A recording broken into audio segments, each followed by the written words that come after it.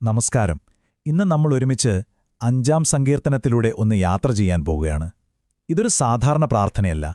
ഒരു വിശ്വാസിയുടെ ഓരോ പ്രഭാതത്തെയും എങ്ങനെ മനോഹരമാക്കാം, ദിവസത്തിലെ വെല്ലുവിളികളെ നേരിടാൻ എങ്ങനെ ശക്തി നേടാം എന്നൊക്കെ പറഞ്ഞു തരുന്ന ഒന്നാണിത്.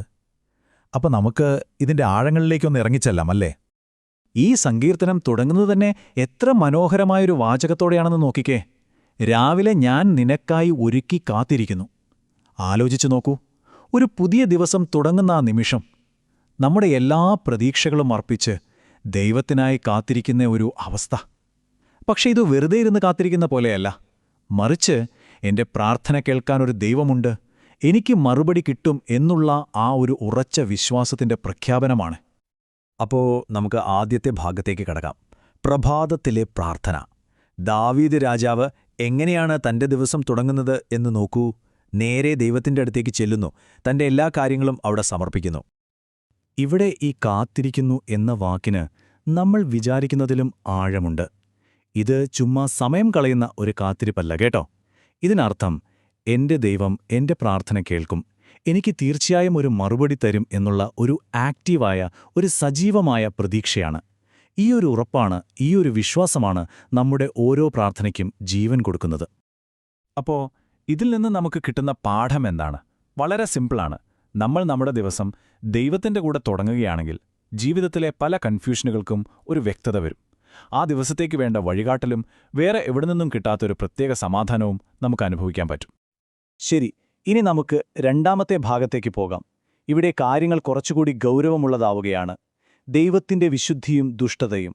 അതായത് ഈ പ്രാർത്ഥനയുടെ ആ ഒരു ഭംഗിയിൽ നിന്ന് മാറി സങ്കീർത്തനക്കാരൻ വളരെ പ്രധാനപ്പെട്ട ഒരു കാര്യത്തിലേക്ക് നമ്മുടെ ശ്രദ്ധ കൊണ്ടുവരികയാണ്.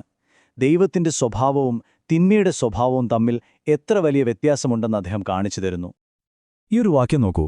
ദൈവത്തിന്റെ സ്വഭാവം എന്താണെന്ന് ഇതിൽ കൂടുതൽ വ്യക്തമാക്കാനില്ല. നീ ദുഷ്ടതയിൽ പ്രസാദിക്കുന്ന ദൈവമല്ല. അതായത് തിന്മയിൽ ഒരു തരിമ്പ് പോലും സന്തോഷിക്കാത്ത, പാപത്തിന് തന്റെ അടുത്ത് നിൽക്കാൻ ഒട്ടും തന്നെ അവസരം കൊടുക്കാത്ത ഒരു പരിശുദ്ധനായ ദൈവം. ഇത് ദൈവത്തിന്റെ സ്റ്റാൻഡേർഡ് എന്താണെന്നുള്ളൊരു ശക്തമായ ഓർമ്മപ്പെടുത്തലാണല്ലേ? ആ ഒരു വ്യത്യാസം ശരിക്കും കാണേണ്ടത് തന്നെയാണ്. ഒരു സൈഡിൽ ദൈവത്തിൻ്റെ നീതിയും വിശുദ്ധിയും, ഇനി മറുഭാഗത്തോ അഹങ്കാരം, കള്ളത്തരം, ക്രൂരത, അങ്ങനെ പോകുന്ന ദുഷ്ടതയുടെ സ്വഭാവങ്ങൾ. ഇവ രണ്ടും തമ്മിൽ ഒരു പൊരുത്തവുമില്ല. രണ്ടും ഒരിക്കലും ഒരുമിച്ച് പോകില്ല എന്ന് സങ്കീർത്തനക്കാരൻ ഉറപ്പിച്ചു പറയുകയാണ്. അപ്പോൾ ഇത് നമ്മളോട് എന്താ പറയുന്നത്? ദൈവത്തിൻ്റെ ആ പരിശുദ്ധിയുടെ മുന്നിൽ നമുക്ക് ചെല്ലണമെങ്കിൽ നമുക്കൊരു നിർമ്മലമായ ഹൃദയം വേണം. കപടതയോ മനസ്സിൽ ഒളിപ്പിച്ചുവെച്ച പാപമോ ഒക്കെ ആയിട്ട് ദൈവത്തിൻ്റെ അടുത്തേക്ക് ചെല്ലാൻ പറ്റില്ല. അവിടെ ആത്മാർത്ഥത വളരെ പ്രധാനമാണ്.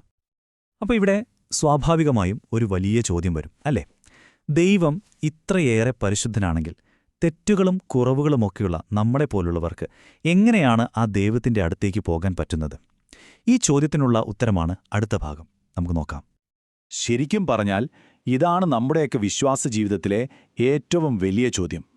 നമ്മുടെ സ്വന്തം കഴിവുകൊണ്ടോ അല്ലെങ്കിൽ നമ്മൾ ചെയ്യുന്ന നല്ല കാര്യങ്ങൾ കൊണ്ടോ ഈ പരിശുദ്ധനായ ദൈവത്തിൻ്റെ അടുത്തെത്താൻ നമുക്ക് പറ്റുമോ? ഇല്ല. സങ്കീർത്തനക്കാരൻ അതിന് വളരെ വ്യക്തമായൊരു ഉത്തരം തരുന്നുണ്ട്. ഇതാണാ ഉത്തരം. നിന്റെ കൃപയുടെ ബഹുത്വത്താൽ നിന്റെ ആലയത്തിലേക്ക് ചെന്നു. കണ്ടോ, നമ്മുടെ യോഗ്യതയല്ല പ്രശ്നം. നമ്മളെ ദൈവത്തിൻ്റെ അടുത്തേക്ക് കൊണ്ടുപോകുന്നത് അവൻ്റെ അളവില്ലാത്ത കൃപയാണ്. ദാവീദ് ഇവിടെ ആശ്രയിക്കുന്നത് സ്വന്തം നന്മയിലല്ല, മറിച്ച് ദൈവത്തിൻ്റെ കരുണയിൽ മാത്രമാണ്. ഇതാണ് ശരിക്കും നിർണായകമായ കാര്യം. നമ്മൾ മനസ്സിലാക്കേണ്ട ഏറ്റവും വലിയ സ്വാതന്ത്ര്യം ഇതാണ്. നമ്മുടെ പ്രാർത്ഥനയുടെയും ആരാധനയുടെയും ഒക്കെ അടിസ്ഥാനം നമ്മുടെ കഴിവുകളോ നമ്മുടെ നേട്ടങ്ങളോ ഒന്നുമല്ല. അത് 100% ദൈവത്തിൻ്റെ കൃപയാണ്. നമ്മൾ അർഹിക്കുന്നതുകൊണ്ടല്ല, മറിച്ച് അവൻ നമ്മളെ സ്നേഹിക്കുന്നതുകൊണ്ട് വെറുതെ തരുന്നതാണ്. ഓക്കെ, ഇനി നമുക്ക് നാലാമത്തെ ഭാഗത്തേക്ക് കടക്കാം. വിശ്വാസത്തിൻ്റെ പരിച. അപ്പോൾ ദൈവകൃപയിൽ ആശ്രയിച്ച് ജീവിക്കുന്ന ഒരാളുടെ ജീവിതം എങ്ങനെയായിരിക്കും? അതൊരു പേടി നിറഞ്ഞ ജീവിതമായിരിക്കുമോ അതോ സന്തോഷമുള്ളതായിരിക്കുമോ? എന്തായിരിക്കും അതിൻ്റെ ഫലം? നമുക്ക് നോക്കാം. ദൈവത്തിൽ അഭയം തേടുന്നവർക്ക് കിട്ടുന്ന അനുഗ്രഹങ്ങളുടെ ഒരു ലിസ്റ്റ് തന്നെയുണ്ടിവിടെ. സന്തോഷം, സംരക്ഷണം, ആനന്ദം, അനുഗ്രഹം.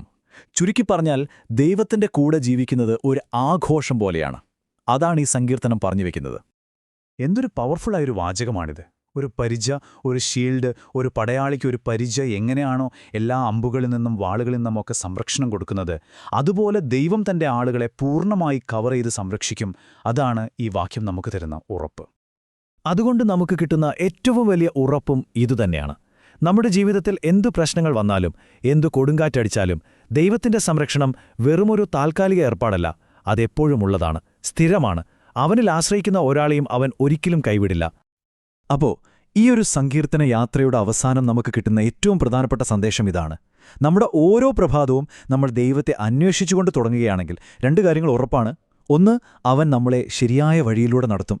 2, എന്തു പ്രശ്നങ്ങൾ വന്നാലും അവന്റെ കൃപയുടെ പരിചകൊണ്ട് നമ്മളെ പൊതിഞ്ഞ് സംരക്ഷിക്കും. ഇത് എല്ലാ ദിവസവും നമ്മുടെ കൂടെ കൊണ്ടു നടക്കാൻ പറ്റുന്ന എത്രയോ വലിയൊരു വാഗ്ദാനമാണല്ലേ?